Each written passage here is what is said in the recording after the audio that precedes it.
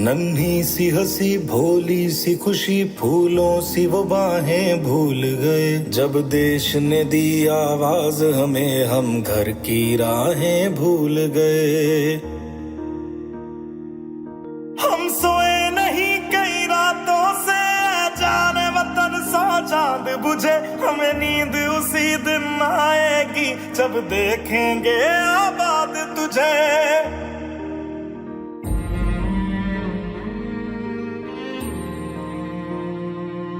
तेरी मिट्टी में मिल जावा गुल बन के मैं खिल जावा। इतनी सी है दिल की आरज़ू।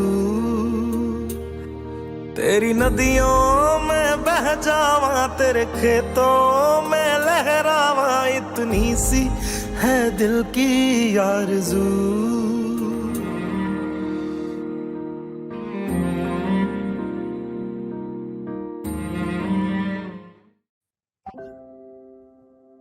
Thank you so much flight lieutenant Kanchan, बहुत आपका अच्छा जेस्चर। और जब तक बाकी आते हैं फिर मैं कॉन्टेक्स्ट सेटिंग करूंगा। जो आज का जो हमारा इंडियाज फर्स्ट या वर्ल्ड्स फर्स्ट हम सेशन बोलें, जिसमें कि आप लोग तो दोनों फोर्सेस से हैं, स्क्वाड्रन लीडर प्रियंका और आप दोनों, तो आप लोगों को बैकग्राउंड मालूम है वीरांगनाओं वीर नारी की। लेकिन जून भी अब वैसे आधी से ज्यादा आर्म फोर्सेस की हो गई हैं हमारे साथ रहते रहते। ऑल्दो वो एयरपोर्ट पे हैं अभी, लेकिन स्टिल उनका जज्बा ऐसा है कि वहां से ज्वाइन कर रही हैं हमारे को। और बाकी मेंबर्स को तब तक हम वेट कर लेते हैं जो सिविल सोसाइटी के हैं, ताकि हम कॉन्टेक्ट सेटिंग करें। तो इन द मीन टाइम मैं रिक्वेस्ट करूंगा स्क्वाड लीडर प्रियंका को कि जस्ट एक छोटा सा ब्रीफ प्लीज, और उसके बाद जून। हाँ पक्का।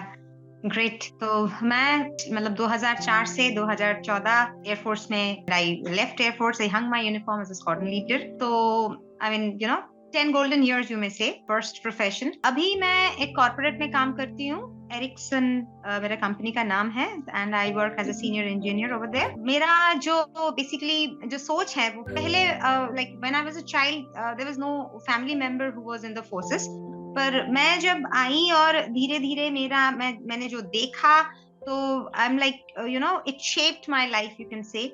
एंड इसीलिए मैं ये वीर नारियों के साथ बहुत रिलेट कर पाती हूँ, और मैं आप लोगों के साथ जनरली जुड़ी रहती हूँ। आज 26 जनवरी रिपब्लिक डे हमारा, तो सबको बहुत बहुत शुभकामनाएं, और मेरे को फिर से यहाँ पे बुलाने के लिए बहुत बहुत धन्यवाद। Thank you. Thank you so much squad leader Priyanka, बहुत ही it is always a pleasure to call you, and thanks for the gesture. And हम चलते हैं एयरपोर्ट पे आने वाली हमारी जो गेस्ट, जो जून वहां से जुड़ी हुई है। जून, अगर कनेक्टिविटी है तो। Hello hello everybody. सब मैं जोर से बात नहीं कर पा रही हूँ, बट हाँ अभी मैं अभी दिल्ली पे ही हूँ, दिल्ली एयरपोर्ट में कनेक्टिंग टू कोलकाता। बट हाँ मैं तो वीर इस संघ से बहुत दिनों से जुड़ी हुई हूँ, और जो मैं मैं काम कर रही हूँ। बट हाँ जब मैंने सुशांत जी से मिला, उनके जज्बा समझा, and since I have worked with forces outside from my role, तो उस हिसाब से मैंने सोचा कि I should be associated, and अभी लॉन्ग टर्म एसोसिएशन हो गया, बहुत लोगों को जानती हूँ। It's a pleasure to be with the team. Thank you so much June, sincerely appreciated. So in the mean time आपका वीडियो ऑफ क्यों थोड़ा? या please sure please go ahead June. I think there is some connectivity issue from the airport. So हम लोग एक context setting करते हैं, although जो बाकी के लोग जो लेट आएंगे वो शायद इस चीज को मिस कर देंगे।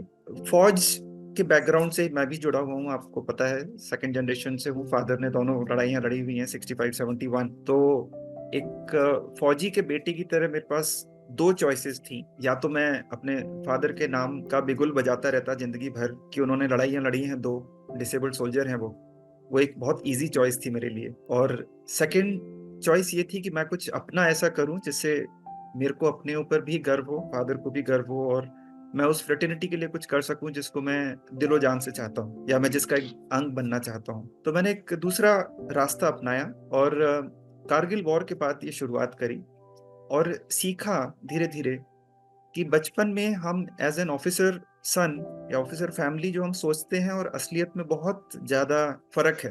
ऑल्दो मेरी मदर भी आवा की मेंबर रही, और वो पार्टी वार्टी होती थी, ये सब होता था, तो हम बचपन में नहीं समझ पाते थे। गेट टुगेदर वगैरह होते हैं कि शायद इससे किसी का भला हो पाता है कि नहीं हो पाता, वो अपना एक अलग चीजें थी जो हमने देखी दूर से ऐसा बचपन में। लेकिन बाद में जब एक एडल्टहुड में जब हम आए और इस ट्रॉमा और इस पेन को देखा, समझा और गहराई में उतरे, तो हमें पता चला कि अभी कितना कम जानते हैं हम इसके बारे में और कितना ज़्यादा जानना है और कितनी हेल्प करनी है। और उस तरीके से जर्नी शुरू हुई और फिर ये समझा कि जो खासकर अभी जो नर्वस सिस्टम है आर्म फोर्सेस का, जो कि जवान है, लोअर रैंक्स हैं, वही तो एक्चुअली कड़ी है। क्योंकि हम तो खैर एक ऑफिसर कैडर से थे, तो एक हमारा अपब्रिंगिंग अलग था, सोशियो इकोनॉमिक बैकग्राउंड अलग था, एजुकेशन अलग थी। क्योंकि जो वर्किंग पार्टी या कोई इस तरीके की आती थी घर में जिसमें नास नायक नायक हवलदार आते थे, तो जब उनसे बात होती थी, फादर का बहुत रुझान था लोअर रैंक्स की तरफ, तो जब उनसे बात हुई तो पता चला कि उनकी दिक्कतें और उनकी प्रॉब्लम्स तो बहुत अलग हैं जो शायद हम समझते ही नहीं। और जब वीर नारी से बात होनी शुरू हुई तो पता चला कि उनकी प्रॉब्लम्स ऐसी हैं जो शायद हमने कभी देखी भी नहीं, ना सोची, ना समझी। और तब जो जितनी आज आई हैं सबने हमें सिखाया, मुझे सिखाया कि कैसे कैसे चीजें होती हैं, और मैं आज भी सीख रहा हूँ इनसे। तो जो मेरा अभी तक का अनुभव है जिससे आप कोरिलेट कर पाएंगे कि एक गांव का जो लड़का होता है 14-15 साल का, जो फौज में भर्ती होना चाहता है, गांव के खेतों में भागता है और 16-17 साल की उम्र में भर्ती होने की सोचता है और भर्ती हो जाता है। जब फौज में भर्ती होता है तो उसके माँ बाप जो हैं वो कुछ सालों में लड़की को ढूंढना शुरू करते हैं जो किसी गांव की हो या आसपास के गांव की हो, जो सीधी सादी हो, जो उनके साथ रहे और बहुत फ्लेक्सिबल हो, क्योंकि उसको 7-8 साल उनके साथ रहना है, सास ससुर के साथ। तो जो एक बहू का जो क्राइटेरिया होता है वो ये होता है कि बहुत सीधी सादी, गृहकार्य दक्ष होनी चाहिए, और उस तरीके से सिलेक्शन शुरू होता है जवान की वाइफ का। आजकल के तो उसमें जवान 10वीं पास है, उसकी वाइफ ज्यादा पढ़ी लिखी होती है, वो भी जवान का क्राइटेरिया है कि मेरी वाइफ ज्यादा पढ़ी होनी चाहिए, लेकिन वो रहनी उसी दायरे में रहनी चाहिए जिस हिसाब से गांव का परिवेश। जब वाइफ आती है तो नेचुरली वो भी, उसको कोई इस तरीके की ड्रीम्स नहीं है कि वो नौकरी करके किसी करियर में डायरेक्टर बनेगी, कहीं मैनेजर बनेगी, क्योंकि वो एक किसी किसान की बेटी है, किसी बहुत एक सिंपल फैमिली की है वो। और जब इस तरीके का हादसा होता है तब कल ये तो मेंटली प्रिपेयर ही नहीं होती, कभी कभी इसने सोचा ही नहीं होता है कि जो देश की रक्षा कर रहा है वो तो उसकी भी रक्षा करेगा जिंदगी भर। बहुत धूमधाम से शादी होती है, वो भी सपने देखती है कि अगले 70-80 सालों तक मैं इसके साथ रहूंगी। अपनी दोस्तों को बताती है कि कैसे अब एक फौजी से मेरी शादी हुई है। वो जब तक अपने सपनों के अंदर होती है, अपनी दुनिया को बसाने की कोशिश कर रही होती है कल्पना में, उसी समय में इस तरीके का कोई शहादत होती है और एक कॉल आता है यूनिट से, और तब तक तो वो समझ ही नहीं पाती कि उसको करना क्या है, उसे रिएक्ट कैसे करना है उसे ये भी नहीं मालूम। और क्योंकि सारे गांव के होते हैं और आपको मालूम है 6.5 लाख गांव हैं, तो उसमें कई बार उसको ही दोष दे दिया जाता है कि इसके कारण ही शहादत हो गई, बगल वाला बच गया, राइट, क्योंकि पंडित जी ने तो बताया था कि ये तो 80-90 साल तक जिएगा। और वो बहुत अकेली पड़ जाती है। ये चीजें मैंने धीरे धीरे सीखी और अभी भी मैं सीख रहा हूँ। और उसके बाद उसकी लड़ाई अपने आप से भी होती है, घर वालों से भी, जमाने से भी, क्योंकि वो एकदम अकेली है, उसे सिखाने वाला, उसका हाथ पकड़ने वाला कोई भी नहीं, क्योंकि वो गांव की है। और उसके बाद क्योंकि उसके हस्बैंड ने कभी कोई लिख के नहीं गया, उसे बता के नहीं गया कि कहाँ पर बैंक है, कितने जमीन जायदाद के कागज हैं, कितनों को उसने उधार दिया है, क्या क्या चीजें, उसने कुछ कभी बताया नहीं, वो एकदम अकेली पड़ जाती है। और लोग उसकी मजबूरी का, उसकी मानसिक स्थिति का फायदा उठाने लगते हैं। बहुत बार ऐसा होता है कि उसको मिसगाइड करने वाले, उसके पैसे को छीनने वाले बाहर के लोग नहीं होते, उसके अपने रिश्तेदार होते हैं, जिससे वो कई बार लड़ भी नहीं पाती है। कई बार जिन पे वो खुद भरोसा करती है या जिनको उसने 2-3 साल से, इतने सालों से देखा होता है, जो बहू की तरह उसको एक बेटी की तरह दिखा रहे होते हैं, रातों रात उनका चेहरा चेंज हो जाता है। तो वो एक सदमे से तो उभरी नहीं होती है, उसको दूसरा सदमा भी लगता है। और जो तीसरा सदमा होता है जिसपे वो सोचती है कि शायद यूनिट, रेजिमेंट मेरी शायद मदद करेगी, वो भी कुछ टाइम के बाद वो अपने रूटीन में आ जाते हैं और वो अपनी, क्योंकि उनके लिए एक अलग फोकस एरिया है, लिमिटेड चार्टर है फोर्सेस का, तो वो उसमें बिजी हो जाते हैं। तो 3 झटके जो लगते हैं उसको, एक तो शहादत का, दूसरा उसके अपने परिवार का, और तीसरा जो फोर्सेस का जिसको वो सोचती है, उसके बाद वो बिखर जाती है। और कई बार हमने देखा कि उसकी जीने की चाह एकदम खत्म हो जाती।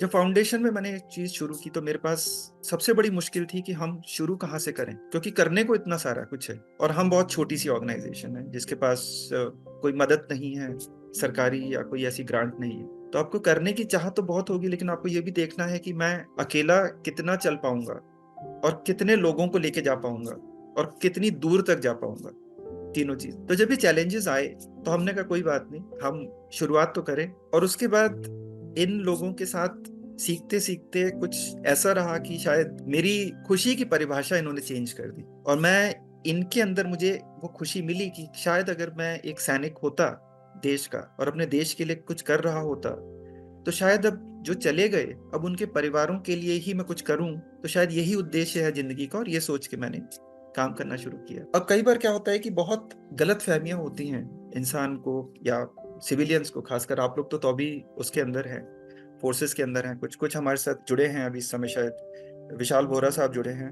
और गौरव जुड़े हैं, राइट, एज अ गेस्ट। तो विशाल, गौरव, अगर आप कैमरा ऑन कर लें प्लीज। तो कई बार जब मेरी बात होती है प्रोफेशनल से, तो सबको ये रहता है कि जो वीर वीरांगनाएं हैं, वीर नारियां हैं, फोर्सेस हैं, उधर तो सभी को सब कुछ मिलता है, तो इनको मदद की क्या जरूरत है। और हम लोग सोशल मीडिया पे, आप लोगों ने देखा है कि हम लोग बहुत बड़ी बड़ी पोस्ट रोज आती हैं, और 26 जनवरी में आज तो वैसे भी आधे घंटे का जोश हर सिविलियन के लिए बनता ही है इतना। तो इसीलिए हमने सोचा कि आज का जो प्रोग्राम है वो उन सिविलियंस के लिए, खासकर जो करना तो चाहते हैं लेकिन उन्हें पता नहीं कि करना क्या है। और काफी हद तक मैं ये गलती सिविलियंस की भी नहीं मानूंगा, क्योंकि आज तक कोई उन्हें बताने वाला था ही नहीं कि अगर किसी शहीद फैमिली की मदद करनी है तो कैसे करें। तो उन्होंने जो 77 साल से देखा कि शायद मूवी को देख के और शायद गाने को सुन के या झंडे लगा के बाहर हम निकलें, दौड़ें इन लोगों के लिए, तो शायद इन लोगों को खुशी मिलेगी या इनके लिए हम कुछ कर पाए।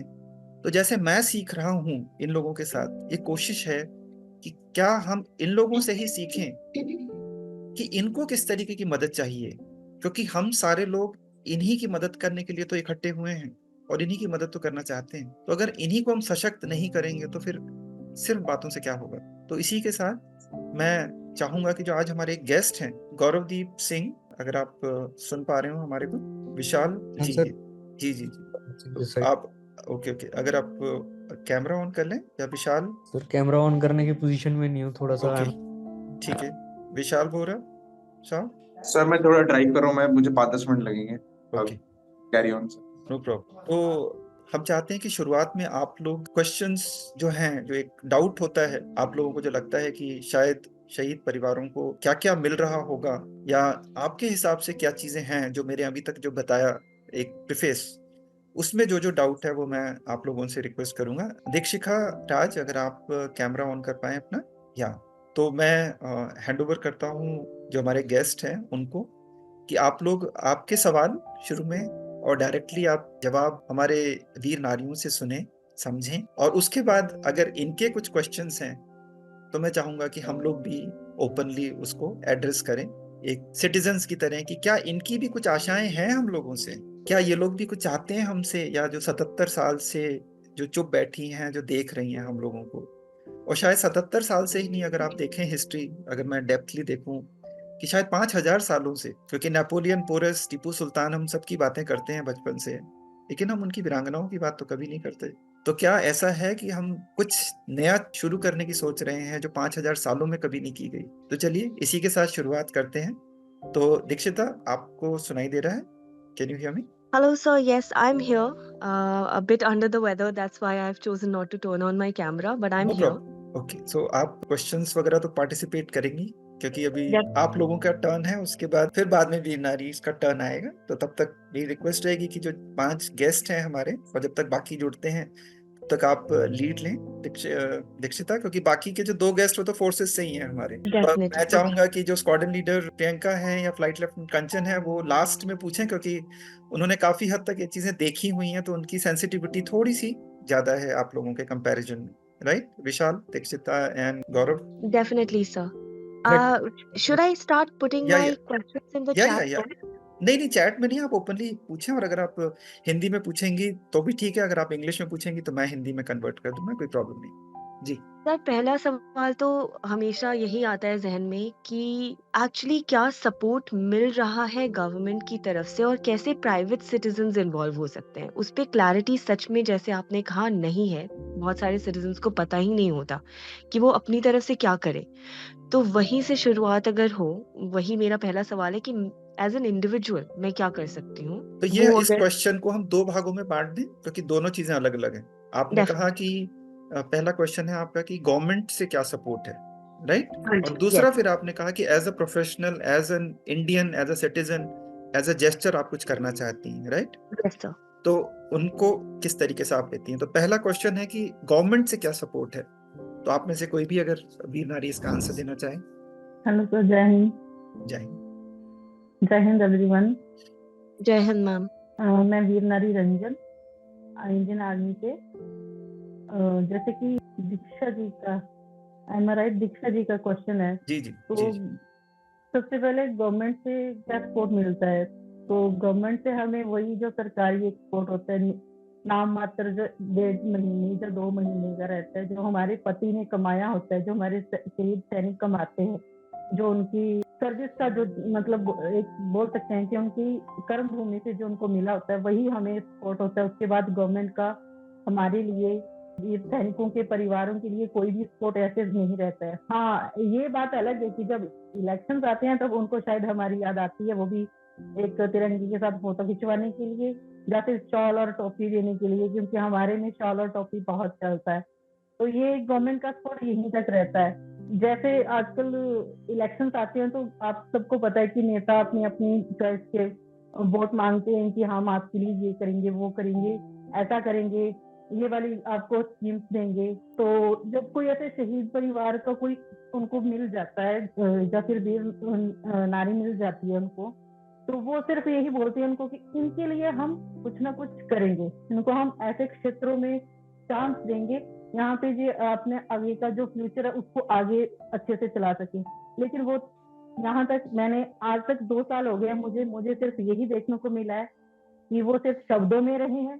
शब्दों के अलावा ना तो वो किसी कागज पे आए हैं और ना ही किसी विदिन प्रूफ के साथ किसी के सामने आए। मे भी जो हमारी जितनी भी वीर नारी हैं उनको भी आज तक शायद ऐसा कुछ किसी हमारी सरकार की तरफ से ना तो मिला होगा और ना ही ऐसा कोई मिलने की उम्मीद है।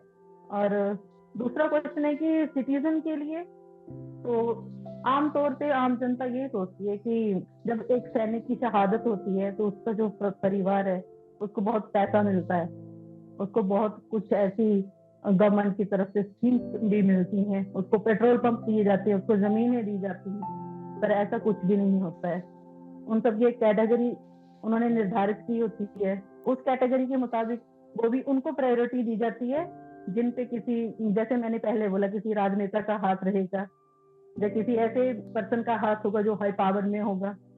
अदरवाइज ऐसा कुछ भी नहीं होता है। हाँ, ये बात अलग है कि जो पेट्रोल पंप वगैरह जो सुनने में सबको मिलता है, वो जब हमारे जो लड़ाइयाँ हुई थी 99 तक, जो कारगिल के युद्ध हुए, जैसे उससे पहले जितने भी हुए, उनको वहां तक मिला है, क्योंकि वो एक स्टेट टू स्टेट नहीं, कंट्री टू कंट्री था। तो उनका अलग से जिक्र है और वही जहन में बिठाया हुआ है आम जनता ने कि ऐसा सब कुछ हर एक सैनिक को मिलता है, लेकिन हर एक सैनिक को कुछ भी नहीं मिलता है। रही बात सिटीजन की, सिटीजन कैसे कर सकते हैं, तो ये मैंने पहले भी एक बार बोला था कि किसी को करने के लिए अफसर की जरूरत नहीं होती है, सिर्फ अपने दाएं बाएं आगे पीछे देखना होता है। आपके आसपास भी कुछ ऐसी वीर नारियां होंगी, कुछ ऐसे लोग होंगे जिनको शायद मदद की बिल्कुल जरूरत हो, चाहे वो बोले या ना बोले। अगर आप बिना निस्वार्थ भाव से उनकी प्रॉब्लम सुन भी लेते हैं, वो भी हमारे लिए बहुत ज्यादा हो जाता है। और एक तो हमारी फाउंडेशन है, हमारी फाउंडेशन के जैसे आप किसी को जानते हैं तो उनके थ्रू उनकी मदद कर सकते हैं, उनके थ्रू आप एक कॉन्टेक्ट सेट कर सकते हैं कि इनके लिए हम कैसे और क्या करें। तो मेरे ख्याल से आपको शायद इस आंसर से संतुष्टि हुई होगी। थैंक यू सो मच वीनाई रंजन। और अगर कोई इसमें कोई चीज ऐड करना चाहे प्लीज। ओके, तो दीक्षिता, आपको अपने क्वेश्चन का आंसर मिला या आप कुछ और डिटेल्स जानना चाहती हैं? इन अ वे यस सर, मैं ये भी सोच रही हूँ कि वो एक बार मतलब सपोर्ट जो हम अपनी तरफ से प्रोवाइड कर सकते हैं, मैम ने जैसे कहा इमोशनल सपोर्ट भी बहुत इम्पोर्टेंट होता है, और अगर आसपास में वीर नारीज, हमें फैमिलीज का दुख दिख रहा है तो हमें इमोशनली सपोर्ट करना चाहिए। Is are other kinds of support needed as well? For example, अगर हम देखें एक फाइनेंशियली ले लिया जाता है, जैसे वो चीज चला जाता है, उसके बाद गवर्नमेंट भी 2 महीने तक सपोर्ट कर रही है। So should citizens actively like create something or maybe look for a job rehabilitation that can be done for the families? Is that a possibility that we can provide from our end? देखिए दीक्षिता, आपके question को मैं थोड़ा सा simplify करता हूँ कि क्या मानसिक तौर पे उनको काउंसलिंग क्या सिविलियंस दे सकते हैं? पहली बात तो मेरा अभी तक का जो अनुभव है वो नहीं है, no, a big no. Why? Because जिस ट्रॉमा में वीर नारी होती हैं वो खुद बताएंगी कि क्या एक नॉर्मल सिविलियन लेडी उनको उस समय संभाल सकती है। इसका या तो मैं, रणदीप जी आपका क्या विचार है इस बारे में? यस सर, आई थिंक के मतलब ये है, हम तो इस वीर नारी संस्था से जुड़े हैं, लेकिन बहुत सारी वीर नारियां ऐसी हैं जो इस संस्था से नहीं जुड़ी हैं और उनका लाइफस्टाइल बहुत ही लो लेवल का है। मैंने देखा है, हमारे गांव में भी ऐसी हैं और आसपास भी बहुत सारी ऐसी वीर नारियां हैं जिनका लो मतलब लाइफस्टाइल बहुत लो है। उनको दूसरों के सामने नीचा दिखाना पड़ता है, अकेली है बहुत ज्यादा। उनको इमोशनल भी मिले और कुछ ना कुछ, जैसे कोई सिविलियन है, जैसे कोई काम उनको मिल जाए, वो सेल्फ डिपेंडेंट हो सके। और मे बी अगर कोई अपना खुद का काम भी शुरू करना चाहे तो उनको भी सपोर्ट करना चाहिए। सिविलियन को ऐसा चाहिए कि उनको भी सपोर्ट करें और उनको मेंटली प्रिपेयर करें, क्योंकि वो मेंटली प्रिपेयर नहीं है और वो दूसरों के सामने मतलब उनको झुकना पड़ता है। और वो लाइफ जो पहले थी उनकी और जो एक आम लेडी जो लाइफ जीती है वो उनकी नहीं है। मैंने ग्राउंड लेवल पर जाकर देखा है, जो वीर नारियां हैं उनकी मतलब दुर्दशा बहुत ज्यादा है, बहुत बुरी हालत है। मैंने ऐसे ग्राउंड लेवल पर मैंने देखा है, खुद जाकर खुद बात की है उनसे।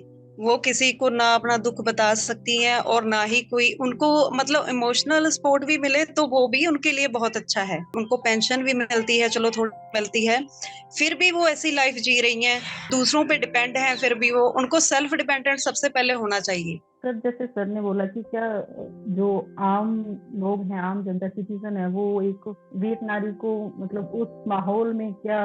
आई थिंक थोड़ा सा नेटवर्क का इशू हो गया। हाँ दोबारा हेलो बताएं आप। सर। हाँ अब आ रही है आवाज जी, दोबारा बताएं प्लीज। हाँ जी सर, आपका यही क्वेश्चन था ना कि मतलब जो उस टाइम पे आप जो आम जनता है, आम लोग हैं, करेक्ट, साधारण जी लोग जी हैं, वो जी, कैसे उनको। करेक्ट। तो सर उस टाइम पे आम जनता भी आती है, मतलब ये नहीं है कि वो नहीं हमारे आसपास होते हैं, वो भी होते हैं, लेकिन वो उस दर्द को नहीं सहन कर पाते हैं जो उस टाइम पे वो एक वीर नारी सहन कर रही होती है। क्यों? क्योंकि कोर्ट सिस्टम का एक अहम हिस्सा जो होता है उसका वो चला गया होता है। उसके बाद उसको सारे ऐसे लगते हैं कि अभी ससुराल का तानाशाह, एक शासन कह लो कि उनका सब एक हायर लेवल का एक प्रेशर उस पे रहता है। आम जो लोग हैं, हमारे समाज के ही लोग हैं, मैं दूर नहीं जाऊंगी, अगर आस पड़ोस की 3-4 लेडीज भी आ जाएंगी वो भी यही करेंगी उसके पास बैठे कि हाय अब ये कैसे रहेगी, हाय बेचारी अब ये क्या करेगी। लेकिन उस टाइम पे उस वीर नारी को वो हाय की जरूरत नहीं होती है। उस टाइम पे उस वीर नारी को ये जरूरत होती है कि चलो कोई नहीं, हम हैं तुम्हारे साथ, हाथ पकड़कर हम तुम्हारा चलेंगे। ये जो छोटे से शब्द होते हैं, जी इनको बस बोलने की जरूरत होती है। और ये शायद मैं एक्सपीरियंस से कह सकती हूँ कि उस टाइम पे वो जो हमारा समाज बोलने आता है वो कभी नहीं बोलता है। वो सिर्फ उसमें यही ढूंढेगा कि हाँ अब ये कैसे रहेगी, अब तो बस इसको अब पैसा मिल जाएगा और ये यहाँ रहेगी भी नहीं, पता नहीं यहाँ कैसे सरवाइव करेगी, इनकी सेवा करेगी या नहीं करेगी। बस जो उसके मतलब एक होती है उसकी भूमिका को बांधना लग पड़ते हैं, उसके फ्यूचर को प्लानिंग करने लग पड़ते हैं। हमारे समाज की ये बहुत बड़ी एक कह लेते हैं निंदनीय सोच होती है उस टाइम पे, जो उस लेडी के ऊपर, उस वीर नारी के ऊपर जो गुजर रहा होता है उसको ना समझने के बजाय उसके फ्यूचर की प्लानिंग होने लगती है। और 1, 2, 3, 10 दिन के बाद वो समाज धीरे धीरे धीरे चला जाता है।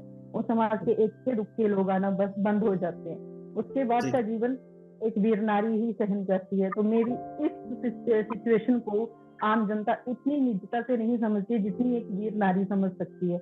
उस काउंसलिंग को हम वीर नारी ही कर सकती है और उसको उस ट्रोमा से बाहर निकालने के लिए एक उस दुख से निकली हुई एक औरत बोल लो या फिर एक वीर नारी, जो अच्छा शब्द जो हमें मिला है, वही उसको उससे बाहर निकाल सकती है। Thank you sir. Thank you so much. और कोई इसमें कुछ कहना चाहेगा अपने एक्सपीरियंस से कि अगर आपके पास कोई सिविलियन लेडी आई होती दीक्षिता जैसी, जो चाहती है आपकी हेल्प करना, आपको ढांढस बंधाने में या इस तरीके से, तो क्या वो कर पाती या कर पाएंगी? आपको कैसा लगता है? ये खासकर जो डे 1 से हमारे साथ जुड़ी हैं वो अगर बताएं। या अल्पना अगर आप सुन पा रही हैं तो। हेलो। हाँ अल्पना, आपके हिसाब से आपको क्या लगता है, क्योंकि आप डे 1 से हमारी फाउंडेशन के साथ जुड़ी हैं, तो आपको क्या लगता है कि क्या अगर जिस समय आपके हालात इस तरीके से थे, तो अगर फाउंडेशन की जगह दीक्षिता जी आती या उनकी तरह कोई और आती, तो क्या सिविलियंस उस टाइम में हेल्प कर सकते हैं? आपका क्या विचार है? नहीं कर सकते थे सर। जी, क्यों नहीं कर सकते थे वो, अगर आप दीक्षिता जी को बताएं। उसमें इस तरह से कंडीशन होती है कि शादी कोई कर सकता हो, मुझे समझ में नहीं आता कोई क्या समझाएगा उसको। इस तरह से मेरी कंडीशन तो ऐसी थी, मुझे कुछ याद ही नहीं था, जो भी देखा भी जो था ना, मैं आज तक नहीं याद आता है कि मेरे साथ क्या हुआ था उस समय, अभी तक हमें नहीं याद आता, बहुत कोशिश करने के बाद भी। कि सबने जब कोई मुझसे कुछ कहा भी नहीं उस समय, अगर कोई कहता भी कि तुम्हारे साथ ऐसा हुआ, तो शायद उस समय पता नहीं क्या करते, हमें खुद नहीं पता था। मेरी कंडीशन बहुत ही खराब थी। मुझे याद आता है कि उस समय मेरे हस्बैंड को क्या हुआ था, या तो हमने लास्ट टाइम उनको देखा था कि नहीं देखा था, मुझे अभी तक नहीं याद आता है, बहुत कोशिश करने के बाद भी, और मुझे कुछ याद भी नहीं है। तो शायद दीक्षिता को ये थोड़ा सा कंफ्यूजन होगा कि हम हेल्प करना चाहते हैं लेकिन हम तो भी हेल्प क्यों नहीं कर पाने की कंडीशन में। जो रणदीप जी ने बोला वो इन्होंने बताया है इंसिडेंट के शायद 1 साल के बाद की चीज। हम शुरुआत कर रहे हैं डे 0 से, जो रंजन जी ने टच करी और अल्पना ने टच करी।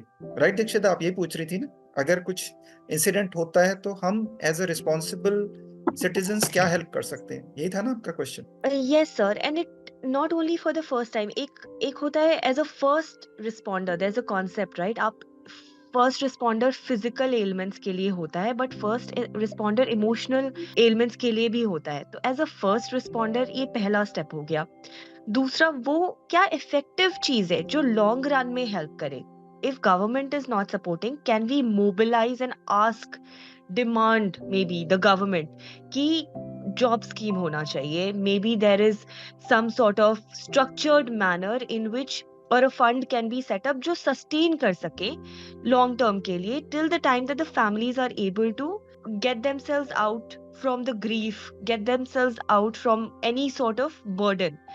तो वो सारी चीजें not just first responder but in a sustained manner, लंबे टाइम तक वो क्या कर सकते हैं, किस तरह से हम एंगेज कर सकते हैं, उसमें थोड़ी क्लैरिटी अभी भी नहीं मिल पा रही है। ओके, तो मैं इस बीच में कोऑर्डिनेटर प्रियंका को ऐड करूंगा, और उससे पहले मैं अपने व्यूज दूंगा कि डिमांड सप्लाई गैप है। एक तरफ 7 लाख वीर नारियां हैं, वीरांगनाएं हैं, और आप बात कर रही हैं कि हम गवर्नमेंट से क्यों नहीं कह सकते जॉब देने के लिए। तो क्या ये पॉसिबल है, या क्या ये इकलौता सॉल्यूशन है कि गवर्नमेंट ही हर चीज का वो करे, या फोर्सेस? नंबर 1। नंबर 2, अगर हम एज अ सिटीजन्स, हमारी भी तो अपनी कोई रिस्पॉन्सिबिलिटीज हैं। और अगर अग्निवीर क्यों शुरू हुआ है, अगर आपने शायद थोड़ा सा डीप डाइव किया हो, क्योंकि गवर्नमेंट कहती है हमें बजट कर्टेल करके अगर हमारे को गोला बारूद में पैसे लगाने हैं, वही 100 रुपए हैं हमारे पास, तो 100 रुपए में से अगर हम 60 रुपए अभी सैलरी और उसमें दे रहे हैं, और सिर्फ हमारे पास 40 रुपए गोला बारूद के हो रहे हैं, तो क्यों ना हम 70 रुपए के गोला बारूद खरीदें, और जो अग्निवीर हैं उसको हम 4 साल करके जो बेस्ट हैं 25% रख के उनको दें। ये कॉन्सेप्ट है, राइट दीक्षिता? तो हमारी नजर हमेशा सरकार की तरफ क्यों चली जाती है? जो आपने बोला कि हम सरकार को क्यों ना बोलें कि वो इतनी नौकरियां दें, और अगर सरकार को क्या ये नहीं मालूम है 77 साल से ये जो 7 लाख जो हैं वो आज के दिन तो शहादत नहीं हुई है ना, 77 साल से डेली की चल रही है 8 से 10। तो आपको क्या लगता है सरकार को या फोर्सेस को नहीं मालूम है ये बात? तो घूम फिर के ऐसा क्यों होता है कि हमारी थॉट ये आ जाती है कि हम क्यों करें, हम सिर्फ आवाज उठाने के लिए अच्छे हैं, एक पीएमओ को या सरकार को, या ट्वीट कर देते हैं उस पर्टिकुलर पॉलिटिकल पार्टी को कि भाई आप लोग क्यों नहीं करते। एजेंडा आज का ये है कि मैं एज अ सिटीजन, मेरी क्या रिस्पॉन्सिबिलिटी, क्योंकि मेरे लिए भी तो इनके हस्बैंड ने शहादत दी है भाई, गवर्नमेंट के लिए थोड़ी ना दी है, फोर्सेस के लिए थोड़ी ना दी है दीक्षिता। So I think what is happening here, this was not my intention. मैं कहने की कोशिश कर रही हूँ, जी जी, sometimes even like expectation ये नहीं कि सरकार ही करे, but कभी कभी ऐसा होता है कि अगर systemic changes, if it's a systemic problem, like for example citizens can be mobilized, आप and अगर हिंदी में बोलेंगे तो सबको समझ में आएगा, नहीं तो मुझे कन्वर्ट करना पड़ेगा बार बार, okay, अनलेस ठीक एंड है। अनटिल आपकी हिंदी बहुत वीक है, तब तो बात अलग है। हिंदी इतनी भी वीक नहीं है सर, हिंदी में बात करती हूँ आजकल, नेचुरली इंग्लिश में कॉन्वर्सेशन हो जाता है ऑफिस कोई सर्कल्स प्रॉब्लम में। कोई प्रॉब्लम। तो बात ये है कि अगर सिटीजन्स भी मोबिलाइज कर रहे हैं, प्रोफेशनल्स को भी मोबिलाइज कर रहे हैं, एक प्राइवेट सेक्टर की तरफ से भी आ रहा है response in let's say a rehabilitation scheme, because that is the key word, right? तो ultimately वो action, be it government, be it private sector, वो एक्शन अगर लेना है तो इन अ वे ये पॉलिसी को इफेक्ट करने वाली बात हो गई कि हम इंडिविजुअली तो हेल्प करने की कोशिश कर रहे हैं, बट वो क्या बदल रहा है। आपने कहा 7 लाख वीर नारीज, हम अगर एक ऑर्गेनाइज्ड तरीके से मोबिलाइज कर रहे हैं, एक एक्शन ले रहे हैं, डिमांड कर रहे हैं कि कुछ सिस्टम में बदलाव आए, और सिस्टम गवर्नमेंट सिस्टम की बात नहीं है, सिस्टम का मतलब है कि एक ऑर्गेनाइज्ड तरीके से अप्रोच हो, ताकि एक इंडिविजुअल को पता हो कि किस रिसोर्स में जाना है, what can they do. Like right now a lot of clarity does not exist. Everybody if they start question clarity की हो रही है, action steps clarity वो थोड़ा अभी भी unclear है कि हम अपने neighbors को तो देखते हैं और वहां पर अपने हिसाब से on a human level we interact, but apart from that what else, जो कि लंबे समय तक उसका इफेक्टिव असर हो, तो उसको भी थोड़ा सा अगर इलैबोरेट किया जा सके. एंड गवर्नमेंट का मतलब है, अगर गवर्नमेंट नहीं कर सकती तो ये भी एक्नॉलेज करना, ये भी अवेयरनेस होना कि गवर्नमेंट से डिमांड करना is not the best solution to this. तो वो भी अवेयरनेस कम है. तो फिर दूसरा तरीका क्या होगा, प्राइवेट सेक्टर को इन्वॉल्व करना और professionals, corporate CSR, corporate organisations के साथ एंगेज करना. तो उसको भी किसी को लीड लेकर के, किसी को एंगेज करके कोई मतलब सिस्टम क्रिएट करना होगा ताकि लोग रिस्पॉन्ड कर सके या एंगेज कर सके. That's my understanding. Maybe like I am still mistaken about a lot of things, so that's why I am on the call and trying to figure out what can I do. Squad leader Priyanka, आप बोलेंगे या मैं थोड़ा सा अपने thoughts दूं? दो चीजें बोलना चाहती हूँ. आई अंडरस्टैंड लाइक बिल्कुल सिविलियन बैकग्राउंड से ना बहुत दिक्कत होती होगी इसको जी, जी. समझने के लिए. फर्स्ट थिंग इज, मैं तो ये बहुत मानती हूँ कि सबसे ज्यादा इसमें अगर मतलब जो चीज जरूरी है वो है बेसिकली, आप देखो कभी भी हम दिक्कत में, कोई भी अगर दिक्कत में होते हैं ना, तो बाहर के लोग मतलब हेल्प बहुत लिमिटेशंस है, सरकार, प्राइवेट, कोई भी बोलो. तो पहला जो है वो है बेसिकली वीर नारियों को एम्पावर करना. Probably that is the only sustainable solution. दूसरी बात ये है कि बेसिकली साइकोलॉजिकल हेल्प की बात हो रही थी ना, मुझे लगता है एक प्रोफेशनल कैन ऑलवेज हेल्प, क्योंकि एज एन इंडिविजुअल अपने कैपेसिटी से हम वो वाला हेल्प उस जगह से, उस ग्रीफ से उस नारी को नहीं निकाल सकते, दैट्स फॉर श्योर. पर बहुत सारे प्रोफेशनल्स हैं, साइकोलॉजिस्ट्स हैं जो एक्चुअली बात करके उनको उस ग्रीफ से निकाल सकते हैं. That is another point which we need to keep in mind. और सबसे इम्पोर्टेंट जो बात है वो है वीर नारीज, जैसे उनको पेंशन मिल रहा है या अभी जैसे आपने बोला अग्निवीर की बात, वो भी नहीं रहेगा. तो उस टाइम पे एक ही चीज है, वो है अपने आप को समेट के फिर से चलना शुरू करना. ये शायद सबसे बड़ी बात है. और मुझे पता है कि वीर नारियों के लिए ये कितना मुश्किल है, पर मुश्किल काम ही तो हमें करना है, इसीलिए तो है इधर. तो और मैं जानती हूँ बहुत सारे वीर नारियां ऐसे बहुत सारे हैं जो ये काम कर चुकी है, दिखा चुकी है दुनिया को. तो बस हमें सिर्फ उन लोगों को ना, मतलब हम बस यही बोलना चाहते हैं कि हम सब आपके साथ है. बस आप चलना शुरू करो.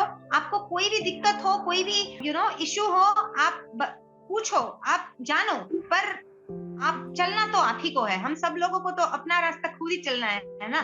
तो इसीलिए मैं बार बार बोलूंगी कि ये जो हेल्प वाली बात है ना, वीर नारी एज अ ऑर्गेनाइजेशन ये एकदम शुरू से जो कर रहे हैं, ये हो सकता है कि आप टाई अप्स कर सकते हो, आप कॉर्पोरेट्स के साथ टाई अप्स कर सकते हो, प्राइवेट के साथ टाई अप्स कर सकते हो, बट फाइनली जो काम करना है वो है वीर नारियों को एम्पावर करना. और ये बात बहुत सही है कि बहुत डिफिकल्ट काम है, पर आप वही करते आ रहे हैं, तो ये जरूर होगा. Thank you so much squad leader Priyanka.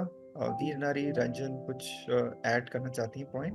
तो सबसे पहले तो जो क्वेश्चन है कि हम कैसे मतलब उनको स्ट्रेंथ दे सकते हैं, अपनी वीर नारियों को एज फाइनेंशियली स्ट्रॉन्ग करें या किसी भी तरह की पावर में. तो फर्स्ट मेरा जो भी आंसर है वो हमारे वीर नारी शक्ति रिसेटलमेंट फाउंडेशन फर्स्ट जो हमारे नंबर पे आती है.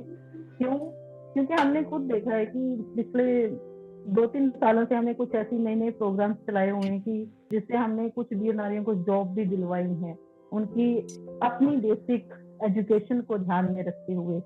और दूसरी बात है कि जब कोई भी गवर्नमेंट ऑफर आता है तो उसमें वीर नारी के लिए जो एज क्राइटेरिया होता है मैक्सिमम निकल चुका होता है. मैक्सिमम बहुत कम होती हैं जो उस एज लिमिटेशन के अंदर आएंगी. और उसके बाद भी अगर उनको कहीं से अगर अप्रोच मिलती भी है कि आप ये जॉब कर लो, जब जो भी उनका रहता है उसमें लिमिटेशन जितनी भी, तो इतना कंपटीशन होता है और इतनी ऑब्जर्व सीट्स रहती हैं कि वीर नारी का वहां पे नंबर तक नहीं आता है. ये मैंने खुद एक फील की हुआ है. और हमारी सेना की जैसे आवा और अदर जो सोर्सेज की हमारी हेल्पिंग हैंड होते हैं एक तरह के, वो वहां से भी हमें इतना कोई सेटिस्फाई आंसर नहीं मिलता है। यही एक मेरे को लगता है कि प्रॉब्लम है जो सिविलियंस के लिए भी शायद सामने से उनको दिखाई देती होगी कि अगर हम उनको कुछ जॉब ऑफर भी करें तो उनकी एक एज क्राइटेरिया उनका रहेगा, उनकी एज लिमिट रहेगी, और दूसरा का उनका बेसिक नॉलेज, उनका बेसिक जो एजुकेशन का पैरामीटर सेट किए होते हैं उन्होंने, उससे भी उनको शायद खरा उतरने के लिए ऐसी वीर नारियां ढूंढनी पड़ती हैं। तो सबसे पहले अगर आपको ऐसी कोई भी चीज करनी होती है तो मेरे ख्याल से जैसे हमने स्टार्ट किया है फाउंडेशन के थ्रू हम जॉब लेटर्स निकालते हैं, और जैसे जैसे हमारे पास जैसे एक्सपीरियंस की वीर नारीज होती हैं हम उनको वो ऑफर करते हैं। ये मेरे हिसाब से सबसे अच्छा और सिंपल तरीका हमने निकाला हुआ है। और सिटीजन का भी यही मैं बोलूंगी कि एक बोलते हैं कि छोटी सी चीज के लिए भी अगर आप कुछ बड़ा करना चाहते हो तो उससे पहले एक्सपीरियंस करो, उसको पहले वहां तक पहुंचाओ कि वो उस काम को कर सके। तो वही है कि अगर जो भी वीर नारी है, जब सिविलियंस उनको कुछ भी ऐसी हेल्प करना चाहते हैं तो उनकी जो एक बोलते हैं स्ट्रेंथ है, उनकी जो पावर है, उनको समझे कि वो किस फील्ड में अच्छी रहेगी। तो ये भी शायद इस तरह से हम उनकी हेल्प कर सकते हैं। Thank you so much Veena Ranjan. हम लोग चलते हैं एक कारगिल वॉर की एक वीर नारी है हमारे साथ, वीर नारी विमलेश। तो उनके पास चलते हैं कि ऐसा क्या है जो ये सोचती हैं कि क्या नौकरी पाना इतना आसान है, और आपके पास उस समय ऐसे हालात थे आज से 23 साल पहले कि आप नौकरी कर पाती, जिस हिसाब से प्रॉब्लम्स होती हैं, चैलेंजेस जो शायद सिविलियंस नहीं समझ पाते हैं, या जो दीक्षिता समझना चाह रही हैं पूरे भारतवासियों की तरफ से कि अगर चीजें चाहिए आपको मदद तो हम लोग आराम से मदद कर सकते हैं। तो क्या इतने हालात इजी होते हैं? जैसे रंजन ने बहुत अच्छी तरीके से एक्सप्लेन किया कि इस तरीके से हालात नहीं होते। तो आप एक कारगिल वॉर की रही हैं, तो एक प्रीमियम एक अलग लेवल है आप लोगों को, आपको मालूम है हमारे उसमें जो वॉर विडोज होती हैं। तो आप अगर थोड़ा सा अपना 1 मिनट 2 मिनट का अगर आप प्लीज अनुभव सबके साथ साझा करें। बीनारी विमलेश, सर जस्ट आवाज अ आ रही है सेकंड। सर? हाँ हाँ आ रही है, आप बोलें प्लीज विमलेश। सर सरकार तो देती है लेकिन हमारे तक नहीं पहुंच पाता। जैसे मेरे साथ हुआ, मेरे को यूपी गवर्नमेंट ने भी सरकारी जॉब दी थी और सेंट्रल गवर्नमेंट ने भी दी थी, रेलवे ने भी दी थी, जो मेरे पास लेटर अभी भी रखे हुए हैं। और जो मतलब प्राइवेट जॉब है उनके भी ऑफर थे मेरे पास। लेकिन ये किस टाइम की बात है? जब ये कारगिल वॉर हुआ था। और अब जो जमाने की है 22 साल बाद की, उन्होंने अपना अनुभव बताया जैसे कि जो नई हैं उनके पास एक भी ऑफर भी नहीं आया। और क्या उस माइंड की कंडीशन में रहती है एक वीर नारी उस तरीके की नौकरियां करने में? मतलब आज से 22 साल पहले क्या थी वो, आज की तो रंजन ने बताया, और भी जो लेटेस्ट है न्यू, अभी हम नेहा के पास चलेंगे जो अभी न्यू है वो बताएंगी। लेकिन क्या ऐसा उस जमाने में आज से 22-23 साल पहले जब कारगिल वॉर बहुत फेमस हुआ था, क्योंकि मीडिया बहुत कवर कर रहा था, 2-3 तो फेमस हो गई थी, बरखा दत्त टाइप की, वो बॉर्डर पे जाके वो लाइव वो दिखा रही थी बॉम्ब वगैरह, तो लोगों में जोश एक अलग था, जुनून था। पाकिस्तान वॉर के बाद ये लेटेस्ट वॉर हुआ था किसी 2 कंट्रीज के बीच में, उस जमाना अलग था आज से 23 साल पहले। तो आज से अगर हम 23 साल पीछे चलें जब ये न्यूज आई, तो क्या आपकी मानसिक आप उस माहौल में थी कि आप उस तरीके की नौकरी कर पाए? अब तो खैर 2024 आ गया, तो हम आज की जनरेशन से पूछेंगे। नहीं सर, उस टाइम पे मतलब मेरी मानसिकता जो थी वो जॉब करने की हालात में नहीं थी। तो वो ऐसा आपको लगता है कि क्या जॉब देना सॉल्यूशन है?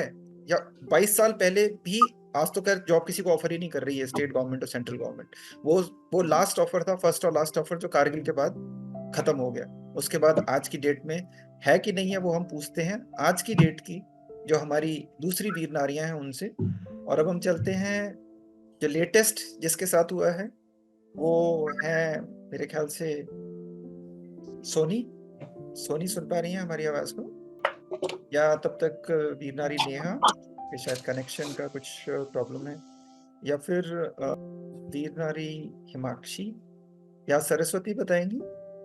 ओके जी सर। हेलो सभी को नमस्ते, जय हिंद। मैं वीर नारी हिमाक्षी, भारतीय नौसेना से। और अभी जो बात चल रही है कि नौकरी ऐसे क्या करना संभव है या फिर हमें मिलता है, ऑफर किया जाता है, तो इसका डायरेक्ट आंसर होगा नहीं, ना ही हमें अफ़ोर्ड किया जाता है और ना ही हमें ऐसी ऐसी इस परिस्थिति में जैसे हमारी मानसिक स्थिति रहते हैं कि हमने इतना कुछ ऑलरेडी झेल चुकी हूँ, तो मतलब इस समय में किसी को ऐसे कहीं जाके इंटरव्यू दो हम पढ़ के, पढ़ा-लिखा करके या फिर इंटरव्यू दे के, तो उस स्थिति में हम थे ही नहीं कि हमें मतलब ऐसे इंटरव्यू के लिए कोई अप्रोच करे, हम उसमें जाएँ। तो एक तो उसमें बुलाते भी नहीं है कि आप नौकरी के लिए एक बार अप्लाई कर सकते हो, यूनिट से हो या फिर सरकार के तरफ से हो। आप अगर यूनिट से कुछ ऐसे बोलोगे भी कि नौकरी चाहिए या फिर हस्बैंड की जो जॉब थे उसके लिए हमारा भी हक है, तो हम अगर अप्लाई करना चाहे तो वो भी इतना सहायता नहीं करते हैं कि आप ऐसे कर सकते हो। नौकरी एक सॉल्यूशन तो है लेकिन इतना आसानी भी नहीं है अभी। जी। थैंक यू सो मच, आपने बहुत अच्छी तरीके से आंसर दिया। और इसमें कोई ऐड करना चाहेगी? वी नारी सरस्वती कुछ बोलना चाहती हैं? जी जी सर, जय हिंद जी सर। मैं बीनारी सरस्वती, इंडियन आर्मी से। जी मैं अपना एक्सपीरियंस बताना चाहती हूँ। जैसे कि हाँ, ये मैम ने बोला कि हर कोई चाहती है कि सेल्फ डिपेंड बनना चाहती है, बीनारी कुछ करना चाहती है।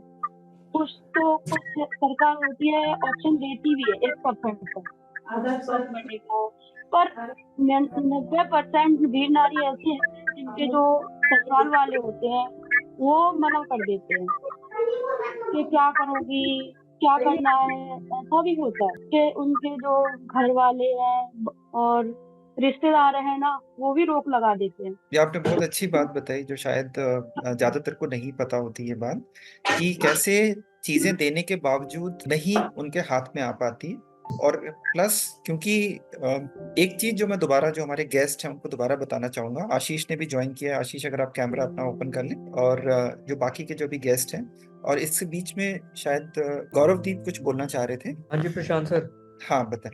मैं ये कुछ बोलना चाह रहा था कि एक्चुअली जो ट्रॉमा सिचुएशन होता है, तो ट्रॉमा सिचुएशन जो होता है, जैसे किसी ने अपना कोई रिलेटिव खोया, ठीक है, तो उसमें एक काफ़ी ज़्यादा ट्रॉमा सिचुएशन आ जाता है, और उसको एक अगर साइकोलॉजिकली उसको लें तो वो एक इंटरनल फायर होता है, ठीक है, जो दिमाग पे चढ़ जाता है, और दिमाग पे चढ़ने के बाद वो जो है वो रिएक्शन बंद कर देता है बंदे का, ट्रॉमा सिचुएशन होता है, ठीक है। तो इसको रिजॉल्व करने के लिए अगर हम एक दूसरे को पंप करें कि यार हमें खुद करना है, वो ठीक है, हमें खुद करना होता है, पर हम रिएक्ट नहीं कर पाते। इसको पीटीएसडी भी कहते हैं बेसिकली। तो थोड़ा सा पेचीदा सिस्टम होता है ये, इसमें हमें मेडिटेशन की बहुत ज़रूरत पड़ती है, ठीक है, जो मेरा पर्सनल एक्सपीरियंस। तो मेडिटेशन में ऐसा नहीं होता कि आप जैसे एक योद्धा भी बनाया जाता है, वॉरियर भी जैसे एक बनाया जाता है, तो उसको बिना मेडिटेशन के वो वॉरियर जो है वो इतना सक्सेसफुल नहीं हो पाता। वॉरियर साइकोलॉजी भी इतनी सक्सेसफुल नहीं हो पाती बिना मेडिटेशन। तो बार बार ये पीटीएसडी, बार बार ये चीजें दिमाग पे चढ़ती हैं, और बार बार इनको हमें कूल करना पड़ता है इन चीजों को, तभी हम आगे बढ़ पाते हैं। ये एक मिनट का स्टेप नहीं होता, ये बार बार ये चीजें दिमाग में आती हैं, और बार बार हमें इनको ठंडा करना पड़ता है। तो उसके लिए, इनको ठंडा करने के लिए हमें मेडिटेशन चाहिए होती है। अगर कोई हिंदू टेम्पल जाता है तो वहाँ पे हिंदू टेम्पल का मेडिटेशन जो है ग्रहण कर सकता है, कोई मुस्लिम टेम्पल जाता है तो मुस्लिम टेम्पल का मेडिटेशन ग्रहण कर सकता है। तो इसमें 1 मिनट के लिए मैं पॉज लेते हैं गौरवदीप की। क्या माहौल इतना आसान होता है कि ये मेडिटेशन कर सकें? बात तो फिर वहां से शुरू होती है कि क्या इनके घर का माहौल ऐसा है कि ये मेडिटेशन कर सकें? शायद इसका जवाब हिमाक्षी देना चाहती है। जी हिमाक्षी। जी सर, सर ने बोला कि मेडिटेशन करनी चाहिए, ये बहुत ही अच्छी बात है। लेकिन हर किसी के लिए, जैसे हम 7 लाख वीर नारियों की बात कर रहे हैं, हर किसी के लिए ये पॉसिबल नहीं होता है कि इस ट्रॉमा में रह के, जहाँ लोग परिवार वाले उनको ताना दे रहे होते हैं कि तुम्हारी वजह से ये सब हो गया, इतना अच्छा तो मेरा बेटा था। जैसे सर ने भी बोला कि पंडित जी ने तो बोला था कि 80-90 साल की उम्र रहेगी। तो ये सब ताना सुन के एक उनका किसी-किसी का बच्चा रहता होता है, तो उनको भी सँभालना होता है। आप कितना भी मुश्किलें झेलो, लेकिन अपने बच्चे को, अपने परिवार वालों को देखना भी होता है। फिर जो सोसाइटी रहता है, सोसाइटी का भी एक अलग नज़रिया रहते हैं हर वीर नारी की तरफ। तो इस सारे सिचुएशन को हैंडल करते हुए जो ऑलरेडी मानसिक स्थिति बहुत ही खराब रहता है, तो उनके लिए ये बहुत ही ज़्यादा मुश्किलें आ जाती है कि आप कहीं मंदिर जाके मेडिटेशन करो या फिर घर में रह के कुछ ऐसा ट्राई करो, क्योंकि हर तरफ से आप घिरे हुए हो एक मुसीबत की मतलब वो लेके कि हर कोई आपको ताना दे रहा है, कोई आ रहा है तो आपको बिचारी करके बोल रहे हैं कि तुम्हारे तो ऐसे हो गए, अब क्या करोगे बच्चे के साथ, कैसे सँभालोगे?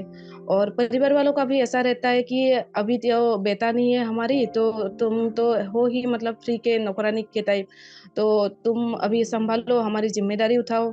और हर किसी का जैसे रहता है कि पैसा तो इनके पास है ही, तो इन सब की क्या ज़रूरत है? जिनको मतलब हकीकत पता भी नहीं होता है सोसाइटी को कि हमको एक्चुअली मिला क्या है, हमारे परिवार वालों की तरफ से क्या हमारे सपोर्ट रहा है।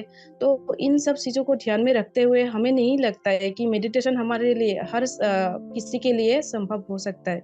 Right, thank you so thank you. Much Himanshi. अब रंजन कुछ बोलना चाहती हैं? जी। जी सर। सर एक जो अभी बताया पॉइंट सर ने, सॉरी मैं नाम भूल गई उनका। ये गौरवदीप सिंह। तो जी, तो मेडिटेशन भी अपनी एक जगह पे सही है। मतलब मेडिटेशन करना बुरी बात नहीं है, बहुत अच्छी बात है। आपको जिस चीज में शांति मिलती है, आपका दिमाग रिफ्रेश रहता है, वो आप करिए। बट सर रही उस ट्रॉमा की बात, तो उस दौरान ये मेडिटेशन का ख्याल तक दिमाग में नहीं आता है। उस टाइम पर बस यही रहता है कि हमारी जो एक जिंदगी का जो सफर चल रहा था वो एक पॉइंट पे आके ठहर सा गया होता है। ना तो हम उसके आगे कुछ सोच सकते हैं, ना ही उसके पीछे का कुछ हमें याद रहता है। हमें सिर्फ वो लास्ट टाइम की जो हमारी बात होगी, जब हम मिले होंगे, जब जो भी हमारे साथ गुजरा होगा वो याद रहेगा। उसके आगे हम ब्लैंक रहेंगे। तो यही है कि जब हम ट्रोमा से उस दौरान गुजरते हैं, तो उस दौरान से वो जो एक उस ट्रोमा से गुजर रही जो स्त्री होती है, उसको सर उस टाइम पे इतनी मनोदशा उसकी दयनीय होती है, ना अच्छा सोच सकती है ना ही बुरा सोच सकती है। तो ऊपर से आपकी आवाज थोड़ी सी बीच में ब्रेक हो रही है रंजन, आपकी आवाज ब्रेक हो रही है। एक बार दोबारा जी। बताएं। लास्ट सेंटेंस आपने बहुत अच्छा बोला, मनोदशा तक सुनाई दिया, उसके बाद से जी। सर मैंने ये बोला है कि प्रेशराइज का ये मतलब नहीं है कि उसको कोई चीज किसी चीज तरह का उसको कोई मतलब बोला जा रहा होगा। मतलब ये है कि उसके आसपास की जो घटनाएं घट रही होंगी, उसके आसपास की जो बातें उसको सुनने को मिल रही होंगी उस टाइम पे, जो आपस में बातें होती हैं, उसका उस पे क्या उस टाइम पे प्रभाव पड़ रहा होगा। ये बहुत ही उस टाइम पे उस स्थिति में उस औरत के लिए बहुत ही एक दुखदायी स्थिति रहती है। और उस समय ना तो हमें मेडिटेशन काम आता है, ना तो हमें कोई किसी की कही हुई बात सुनाई देती है, ना तो हमें किसी का साथ अच्छा लगता है। वो सिर्फ उस जिंदगी का हमारी का जो एक ठहरा हुआ पल है उसको चलाने के लिए हम सिर्फ एक बोलते हैं एक मजबूत हाथ को ढूंढना चाहते हैं कि शायद हमें इस ट्रॉमा से, इस स्थिति से बाहर निकाल के हमें एक अच्छी खासी जिंदगी में पहुंचा सके। ये जो दुख है इसको हमारे पास ना आने दिया जाए। बस ये उस टाइम का एक सिचुएशन बना होता है, एक कहते हैं कि दृश्य बना होता है जिसको हम देखना पसंद नहीं करते हैं। और मेडिटेशन की बात है तो वो हम धीरे धीरे अपने वीर नारियों के साथ हम करते हैं। 1-2 महीना उनके साथ लगातार उनको मेडिटेट करवाते हैं, उनकी काउंसलिंग करवाते हैं। तो ये एक अच्छा जरिया रहता है जो सर ने अभी बताया। मेडिटेशन भी अच्छा है, वो मतलब बुरी बात नहीं है, उसको भी करना चाहिए, लेकिन उस स्थिति को थोड़ा सा गुजर जाने के बाद। Thank you so much Ranjan. कोई और इसमें कोई ऐड करना चाहे कि क्या शुरुआत के जो 6 महीने होते हैं, या जिनको 1-2 साल हो गया, वो तो शायद मेडिटेशन को ऑप्ट करेंगी, या उनको फाउंडेशन में वो चीज मिली, सुकून, जिसके कारण उनको कहीं ना कहीं लगा कि हमें वैसी ही शांति और सुकून मिल रहा है जैसा कि मेडिटेशन में मिलता है। क्योंकि एक तो होता है कि क्या समय है घर में इतना, दूसरा कि क्या ऐसा माहौल है जिसमें वो मंदिर या कहीं जाके मेडिटेट कर सके। क्योंकि शायद जो हमारे सिविलियन गेस्ट हैं वो एक चीज को मिस कर रहे हैं, वो ये है कि हम सब जो वीर नारियां हैं वो गांव से हैं। जैसे हमारे जो जितने फौजी हैं वो गांव से आते हैं, राइट। तो अगर गांव से आते हैं तो क्या गांव में इस तरीके का माहौल है कि वहां पर वो कर सकें, राइट। तो इसको लेके शायद वीर नारी सोनी कुछ कहना चाहती हैं, या वीर नारी Soni? Hello sir, Jai Hind everyone. This side Veer Nari Soni here. Sir, वीर नारी रंजन मैम ने जो कहा था उसमें कुछ पॉइंट ऐड करते हुए मैं बताना चाहती हूँ कि इट इज वेरी इजी कि हम लोग बोल दें कि आप मेडिटेशन कर लो, या आप 1 साल के बाद बाहर निकल रहे हो उसी चीज के लिए कि आप लाइफ को कैसे फेस करोगे। क्योंकि सर जो वीर नारी को मिलता है, आई थिंक बहुत डिफरेंट सिचुएशन होती है। एक तो वॉर विडो और फिजिकल कैजुअलिटी वालों के बीच में बहुत बड़ा डिफरेंस आ जाता है। वॉर विडो वालों को फिर भी कॉल किया जाएगा, फिर भी पूछा जाएगा कहीं ना कहीं, है ना सर। और जहां तक बात है, फिर डिफरेंस आ जाता है सर फिजिकल कैजुअलिटी एंड शादी पे सर डिपेंड होता है। जैसे किसी की थोड़ी लंबी शादी है, जैसे 2-3 साल की शादी हो गई, तो मे बी उसके पार्ट 2 ऑर्डर में उसका नाम होगा, तो फिर भी उसको कुछ मिल जाएगा। फिर आ जाता है वो मैं शायद खुद की बात कर रही हूँ उसमें, लाइक मेरी शादी जब हुई थी, इवन 1 मंथ के बाद मेरे हस्बैंड की डेथ हो गई थी। It's a road accident. तो सर बहुत सी चीजें ना चेंज हो जाती हैं। आपको वो हमें क्या चाहिए, तो इट इज लाइक कि अगर हम बाहर जा रहे हैं तो हमें रिस्पेक्ट चाहिए। ये मत देखो कि यार बेचारी टाइप कि बेचारी जा रही है, या आप उसको इतना ऑकवर्ड फील करवा देते हो कि अगर वो उस फेस से निकल रहे हैं और कुछ करना चाह रहे हैं, तो उसमें भी हम लोग, सोसाइटी जो हमारी है सो कॉल्ड, वो हमें ऐसे देखेगी जैसे we are doing something wrong. हम तो कुछ कर नहीं रहे हैं। वो हमारे हाथ, अगर हमारे हाथ में होता तो हो जाता, तो वो खुद का हस्बैंड का हम खुद बचा लेते। शायद सोसाइटी को जरूरत नहीं पड़ती वो आना, और हाँ एक वो जब डेड बॉडी आ रही है वहां पे रोना और उस चीज को फील करना, सर डिफरेंस होता है। आप उसके बाद वहां पे तो आप बोलते हो कि संभल जाओगे, हम संभाल लेंगे, बट हमें एक्चुअली ये चाहिए कि अपना फ्रीडम चाहिए। हमने कुछ गलत नहीं किया है, वी नीड आवर फ्रीडम, और हमें स्ट्रांग रहना है। वी नो सर, हमें हमारे हालातों से हम खुद निकल सकते हैं, कोई सेकंड पर्सन नहीं निकाल सकता।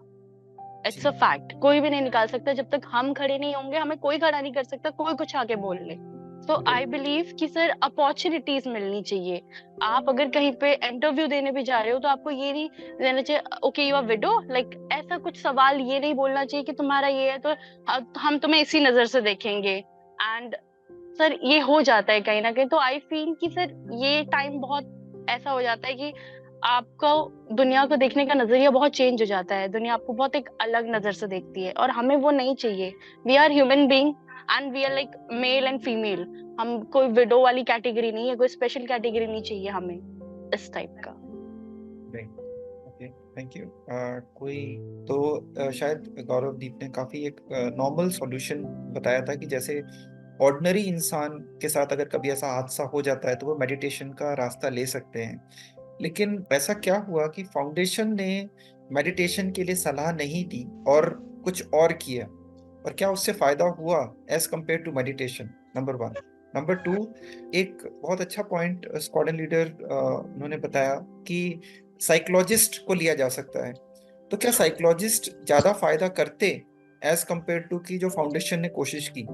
क्योंकि अभी हमारे साथ शायद अल्पना जो है वो स्लिप कर गई, जो जिनका भी लेटेस्ट केस था अभी वो बात कर रही थी, तो वो नहीं तो अपना एक्सपीरियंस बताती। But in the mean time Dikshita, आप कुछ और सवाल, या विशाल आप काफी देर से अब चुप हैं, आप आ जाएं लेन उसके अंदर। सर अभी तो मैं आई एम लिसनिंग और दिस जी। Is very insightful. बहुत कुछ सीखने को मिल रहा है एंड बहुत कुछ जानने को मिल रहा है। I also would like to know actually, even though मैंने वीएनएस के बारे में पढ़ा है, और हम वीएनएस के साथ भी कैसे वॉलंटियर कर सकते हैं अगर उस तरह की कोई अपॉर्चुनिटीज हैं, तो उसके बारे में भी अगर आप बता सके तो दैट बी ग्रेट।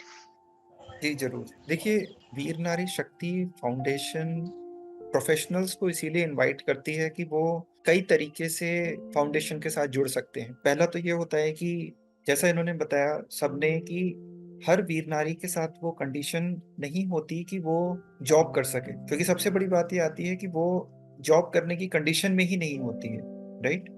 और इसीलिए हम प्राइवेट सेक्टर में लोगों को जॉब के लिए ऑप्शन नहीं बोलते कि सिर्फ जॉब ही सॉल्यूशन है, क्योंकि हर कोई जॉब करने की कंडीशन में गांव से, या उसकी जो अपनी फैमिली है, छोटे बच्चे हैं, रिस्पॉन्सिबिलिटीज है, उसको छोड़ के दूसरे शहरों में नहीं आ सकती, नंबर 1। नंबर 2, उसको एक्सपीरियंस नहीं होता कि वर्क एक्सपीरियंस। और कहीं ना कहीं जो मैंने नोट किया है वो ये है कि इनको शुरुआत में फॉर्मेलिटी के लिए ले लिया जाता है, लेकिन बाद में ऑफिस में पॉलिटिक्स भी होती है, रेस भी होती है, प्राइवेट सेक्टर में आपको मालूम है।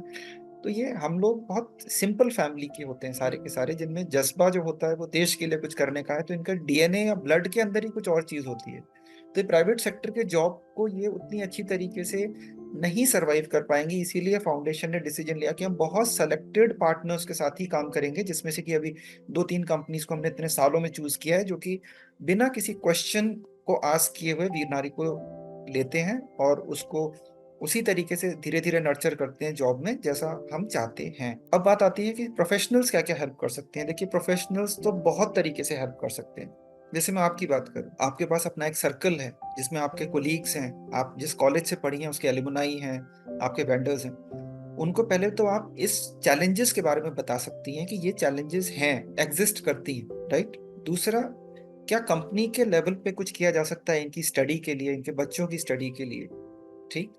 या फिर कोई ऐसा प्रोजेक्ट फाइनेंस किया जा सकता है जिसमें इनकी स्थिति और स्ट्रांग हो, या कुछ इस तरीके का एक प्रोजेक्ट हो सकता है जिसमें हम इनको डायरेक्टली एम्प्लॉय कर सकें, फाउंडेशन इनको डायरेक्टली एम्प्लॉय कर सके एज एन एम्प्लॉइज। अगर हम इन्हीं को एज एन अपने एम्प्लॉइज की तरह प्रोजेक्ट में कुछ करवाएं जिससे ये दूसरी वीर नारी के लिए हेल्प करेंगी, तो इनको और डबल खुशी होगी। आज की डेट में तो ये बिना एक पैसे के एक दूसरे की हेल्प कर रही हैं।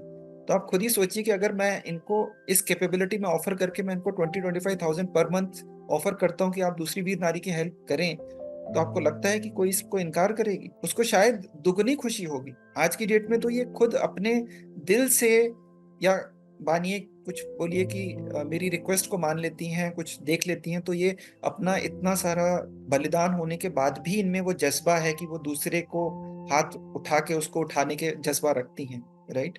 लेकिन अगर हम इसी को एक प्रोजेक्ट की तरह लें तो क्या ये नहीं करेंगी? ये जरूर करेंगी, और ये शायद जरूरत भी है। क्योंकि जब हम 7 लाख की बात करते हैं तो ये सिर्फ 10, 20, 30 या मैं अकेला, हम लोग इतने बड़ी उसको नहीं संभाल सकते। तो हमारे को एक डेडिकेटेड टीम्स चाहिए जिनका एक अपना ऑफिस हो, एक सेटअप हो, या इन लोगों को ही हम इतना एम्पावर करें, ट्रेनिंग दें कि ये इनके घर में लैपटॉप और ट्रेनिंग करके ये ऑपरेट फ्रॉम होम करके दूसरी वीर नारीज को संभालें, उनकी प्रॉब्लम्स को वो करें। तो ये अपने आप में बहुत बड़ा प्रोजेक्ट है।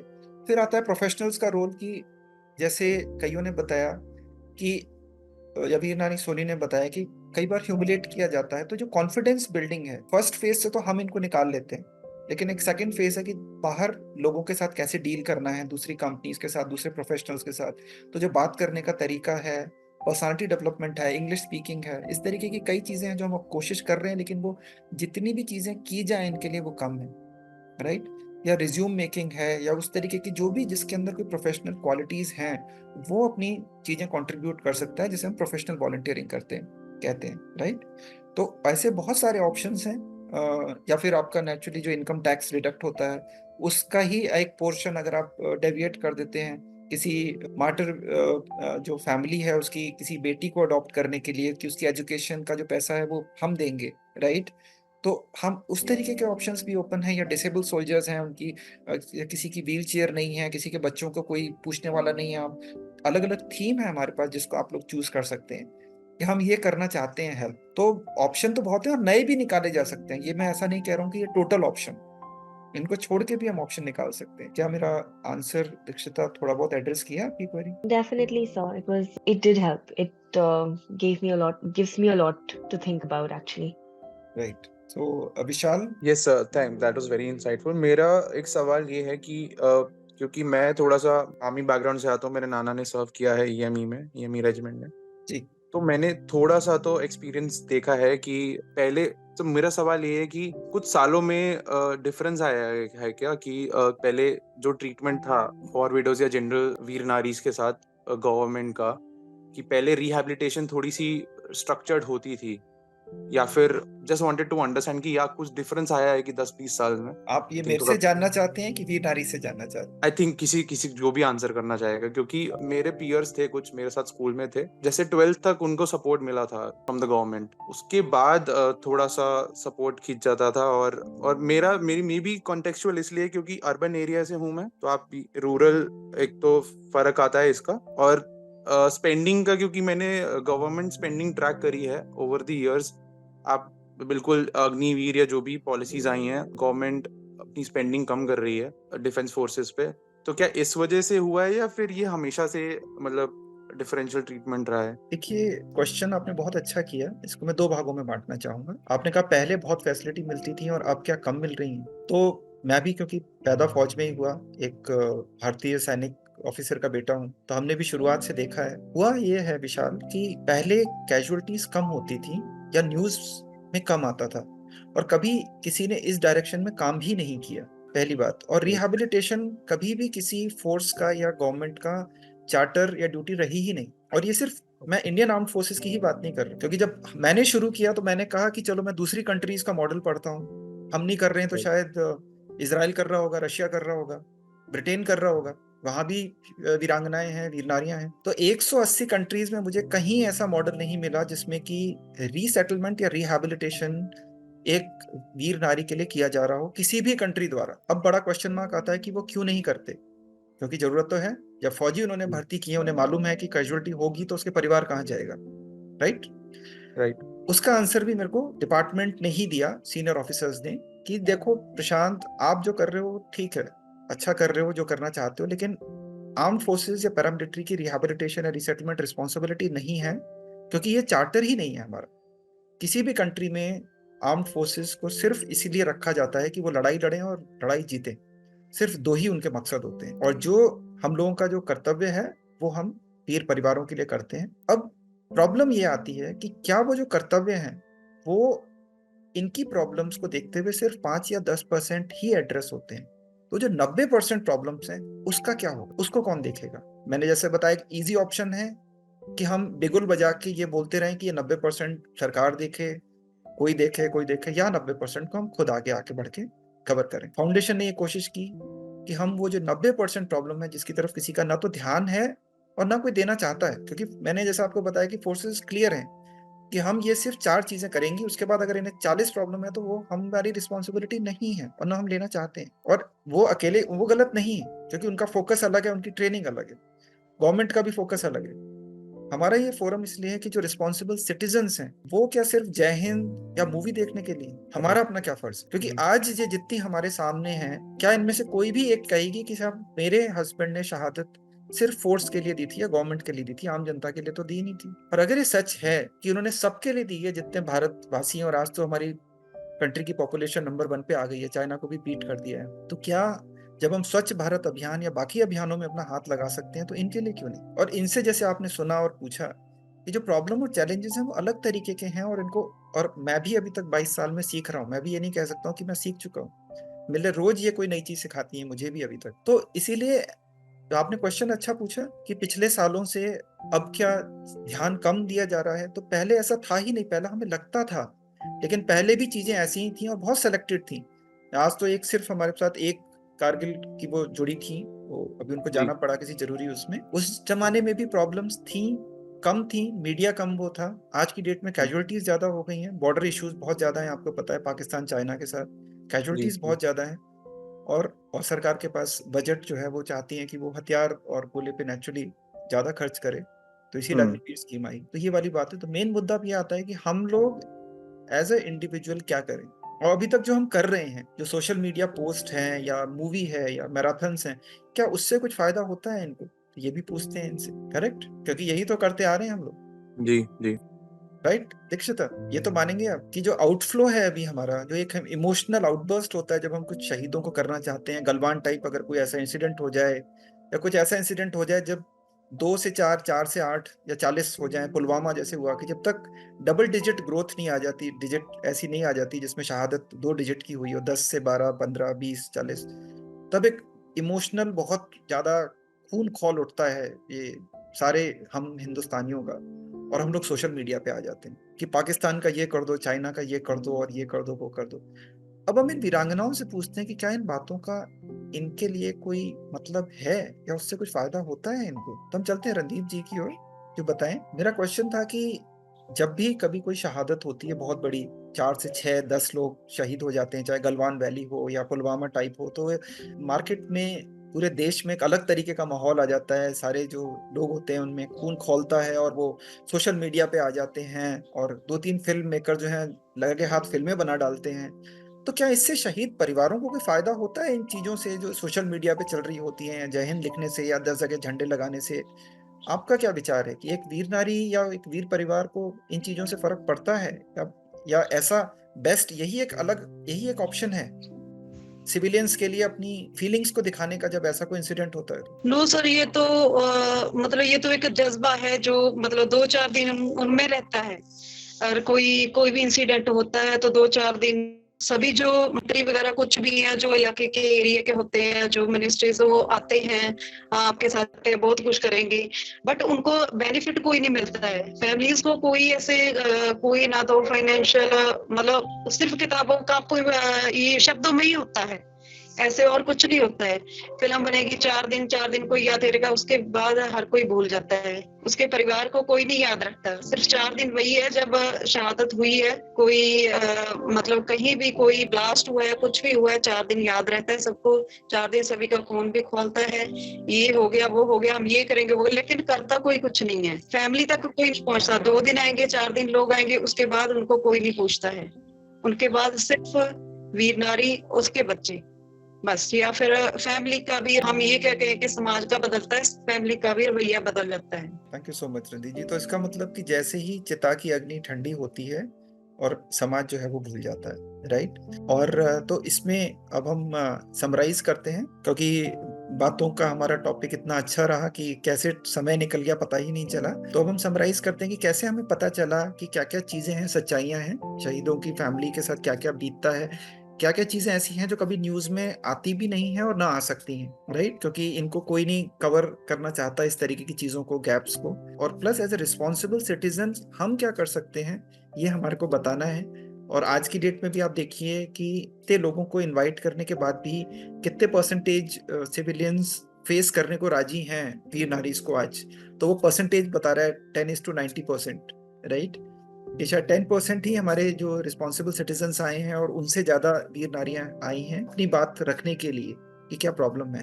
तो इसी के साथ मैं इसको समराइज करता हूँ कि जरूरत है कि जो रिस्पॉन्सिबल सिटीजन्स हैं वो इस चीज को समझें कि प्रॉब्लम को कैसे ग्रास रूट लेवल पे सपोर्ट करना है। शायद सोशल मीडिया एक सॉल्यूशन है ही नहीं जो अभी तक चलता आ रहा है पिछले 77 ईयर्स तक। हम कैसे इस बात को और बढ़ा सकते हैं, अपने प्रोफेशनल्स को बता सकते हैं, कंपनीज को, ताकि वो आके सपोर्ट करें वीर नारीज को।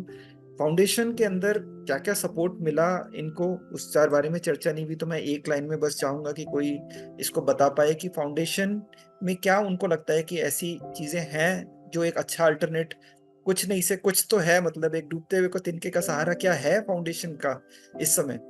क्योंकि हो सकता है फाउंडेशन भी अभी तक सीख रही है, जैसा मैंने बताया हम अभी तक सीख रहे हैं, तो जरूरी नहीं कि हम परफेक्ट हैं।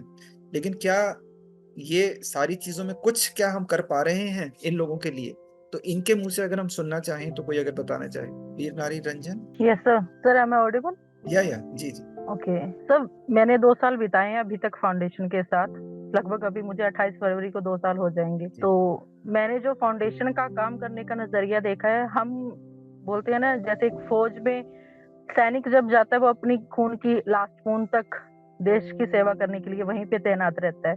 जब वो वीर नारी उस सिचुएशन में होती है कि जो फर्स्ट डे उसको जो न्यूज मिलती है, तब फाउंडेशन वहां से लेके उसका हाथ पकड़ के चलता है टिल उसके 4 ईयर के कंटिन्यू सफर के साथ, और मे बी आगे भी, जब तक वो बिल्कुल स्टेबल ना हो जाए। और फाउंडेशन बहुत सारी ऐसी हेल्प करता है उसमें ग्रोथ करने के लिए, उसको स्ट्रांगली खड़ा करने के लिए। उसको पेपर वर्क की पूरी जानकारी दी जाती है, उसको उसके राइट्स बताए जाते हैं, उसको उसकी फैमिली के लिए कैसे खड़े होना है वो बताया जाता है, उसको खुद के लिए कैसे खड़े होना है वो बताया जाता है, उसको सिखाया जाता है। उसकी एजुकेशनल स्थिति होती है उसको बढ़ाया जाता है, उसको एजुकेशन तौर पे मजबूत किया जाता है। उसके लिए क्लासेस लगाई जाती हैं हमारी, जैसे बहुत सारी क्लासेस, एक पर्सनैलिटी डेवलपमेंट की क्लासेस है। उसको मानसिक स्थिति को सुदृढ़ करने के लिए हमारे स्पेशल जो डॉक्टर आते हैं, हमारी फाइनेंशियली स्थिति के लिए हमें जानकारी देने के लिए हमें वकील दिए जाते हैं, हमें डॉक्टर प्रोवाइड किए जाते हैं। हमारे किसी भी तरह की हेल्प के लिए हमारा फाउंडेशन हमारे साथ रहता है बिना किसी निस्वार्थ भाव के। क्योंकि अगर फाउंडेशन ना हो तो शायद जो वीर नारी है वो आज, मैं अपने पे ही बोलती हूँ, मैं शायद यहाँ आपके सामने ऐसे ना बोल पाती, क्योंकि जो उस स्थिति से गुजर के हमें यहाँ तक पहुंचाता है वो हमारा फाउंडेशन है। और जिसने मुझे उस टाइम पे मेरा हाथ थामा था और आज तक मेरा हाथ थामा हुआ है। और हमें गर्व के साथ ये, इसमें कोई शर्म नहीं है कहने में कि हमारे हस्बैंड की जो हमारी शहादत का एक मूल्य जो होता है, उसका जो वैल्यू है, वो हमारी फाउंडेशन है रेगुलर हमें सिखाई है और उसको वैल्यू करना सिखाया है कि कैसे अपने पति के उस नाम को हम कैसे ऊंचा करें।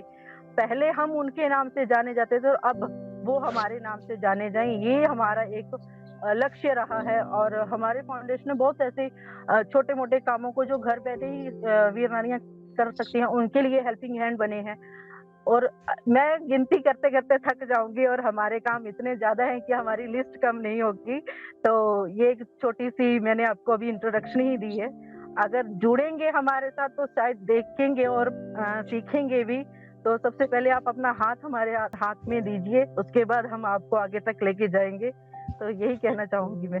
Thank you so much Ranjan, thank you so much. तो और अगर कोई इसमें कोई चीज कोई अपने ऐड करना चाहे हल्का सा जाने से पहले, जो उनका एक्सपीरियंस रहा है इन चीजों को छोड़ के, बाकी तो मेरे को लग रहा है रंजन ने काफी डिटेल में बता दिया। हाँ जी सर। नेहा जी। जब हम ऐसे मतलब उस टाइम ऐसे हालत में होते हैं कि फैमिली भी कुछ महीने तक मतलब सपोर्ट करती है, कुछ साल सपोर्ट करेगी, बाहरी का तो छोड़ ही दीजिए। जो फाउंडेशन है वो इतना सपोर्ट करती है कि हमें मतलब ऐसा लगता है कि परिवार से भी बढ़ के हो जाती है। मतलब फैमिली से ज्यादा हम फाउंडेशन को इम्पोर्टेंस देने लगते हैं।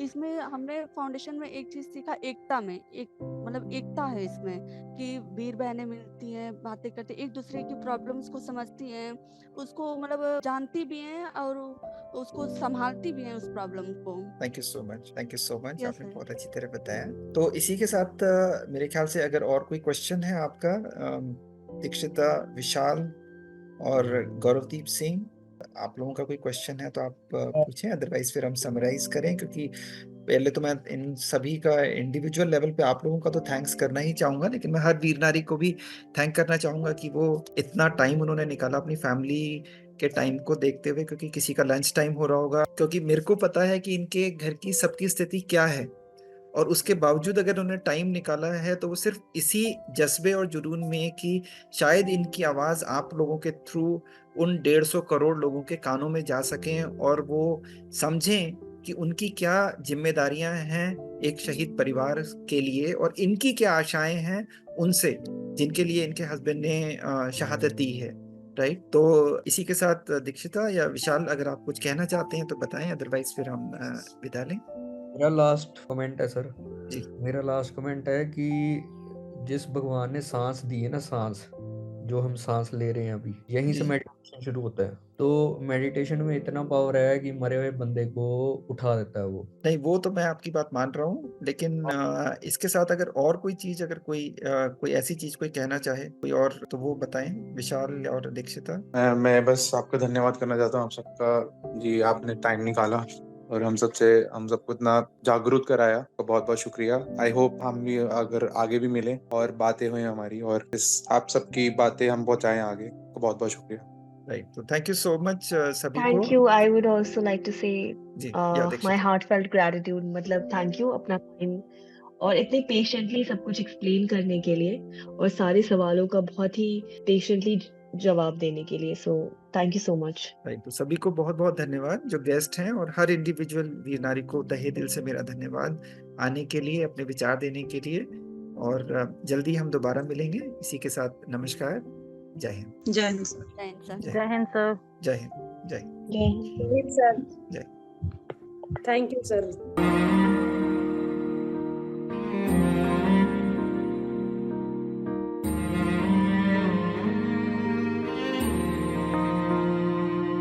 तेरी मिट्टी में मिल जावा, गुल बन के मैं खिल जावा, इतनी सी है दिल की आरज़ू।